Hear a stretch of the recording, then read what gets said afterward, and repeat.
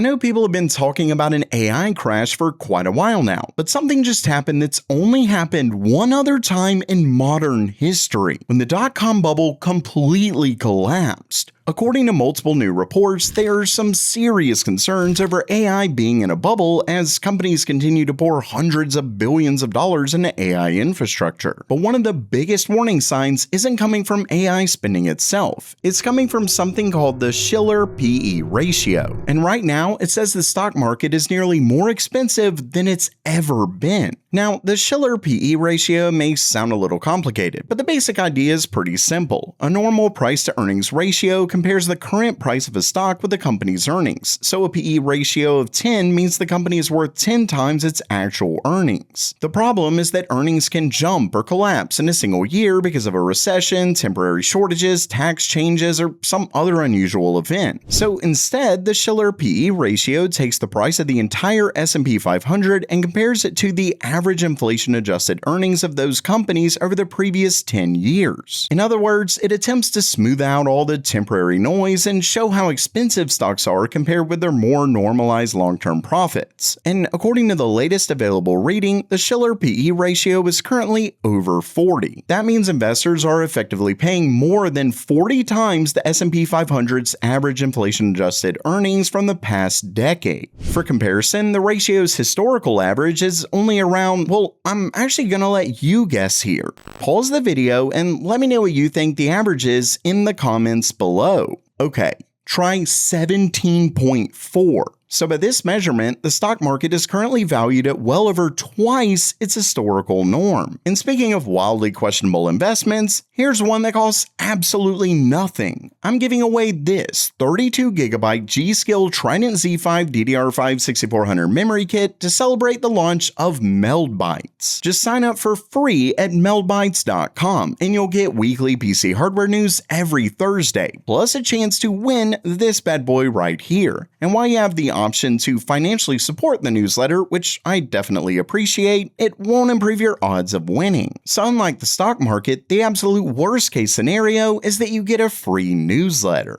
Now back to the story. The highest Shiller PE ratio ever recorded was approximately 44.2 in December of 1999, right before the dot-com bubble burst. And there have only been two periods when the ratio consistently remained above 40. First in the dot-com bubble, and second is right now. According to the report, the ratio has remained slightly above 40 since May. Now, it is important to mention that it doesn't mean the market is gonna collapse tomorrow. The dot-com era took roughly 11 months after crossing 40 before it reached its all-time peak of 44.19 in December, and it began its drop roughly 14 months after crossing 40. Plus, there are legit reasons why today may not play out exactly like 2000. Unlike many dot-com companies, today's largest AI businesses generate enormous revenue, cash flow, and profits, so many aren't random companies with a website, 3 employees, and a business plan written on a napkin. But even after considering those arguments, it is difficult to look at a ratio above 40 and claim that stocks are cheap. The market is pricing in an enormous amount of future growth, and that growth increasingly depends on AI spending producing equally enormous profits. And that may happen. AI could genuinely transform the economy and allow these companies to grow into their valuations. But the internet also transformed the economy, and that didn't stop the dot-com bubble from collapsing, because a revolutionary technology can be real while the prices investors are willing to pay for it are still completely insane. Ultimately, while it may be a little while longer, things are looking more and more like a bubble. And if it does collapse, you can say goodbye to high DRAM prices.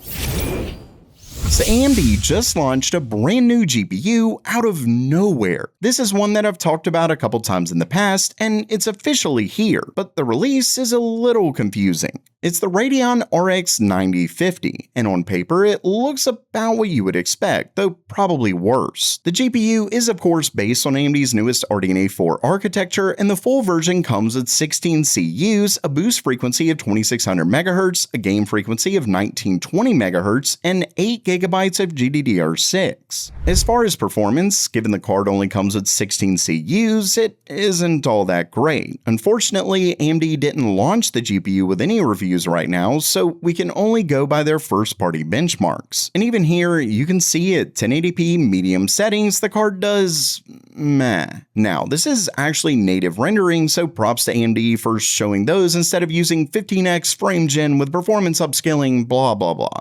But still, it's definitely not great, especially at the $279 price tag. Now, you might have noticed that I called this the full version earlier, and that's because there's actually a 9050 that only comes with 4GB of GDDR6. The 8GB version is the full standalone card, while the 4GB model is only available through a cyber power PC at Best Buy. It's really odd, especially because the full 8GB 9050 is only available in Asia Pacific, Japan, and Latin America. So yeah, if you're in the US, your only option is this 4GB model in a pre-built system. Really odd decision if you ask me, though the oddest part is just the fact that we're now talking about a 4GB GPU.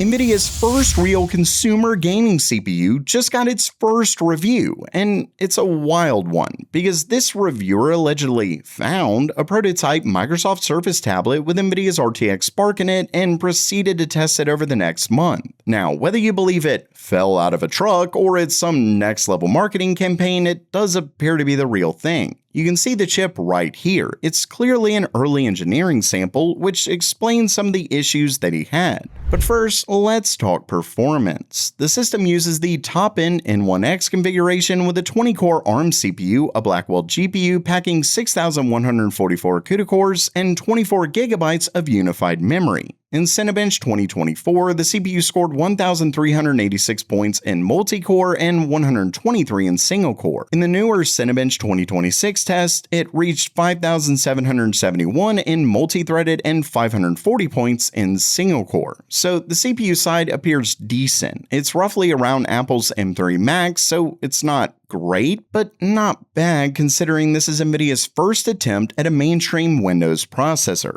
Unfortunately, gaming was a completely different story. According to the tester, the GPU constantly bounced between 1.5 and 2.3 GHz, causing massive stuttering roughly every 6 seconds. Performance also remained almost identical whether the laptop was on battery using its normal 64-watt limit or pushed all the way to 105 watts. Certain workloads and games could even crash the entire system, with Helldivers 2 reportedly failing after only a few minutes. And Nvidia's newer driver didn't fix much. CUDA-based AI tests refused to run, best performance mode used another 8 to 12 watts with almost no measurable benefit, and desktop idle consumption climbed as high as 23 watts. Temperatures were also brutal. The CPU repeatedly hit between 98 and 100 degrees Celsius, while the GPU generally ran between 80 and 88 degrees. Now, obviously, this is an early prototype running unfinished drivers, so none of this should be treated as final retail performance. That may be the biggest takeaway. Nvidia's hardware already looks surprisingly capable, but its first gaming-focused Windows processor still appears nowhere near ready for consumers. So RTX Spark could eventually become a serious competitor to AMD, Intel, and Apple. Nvidia just has a huge amount of work left to do first.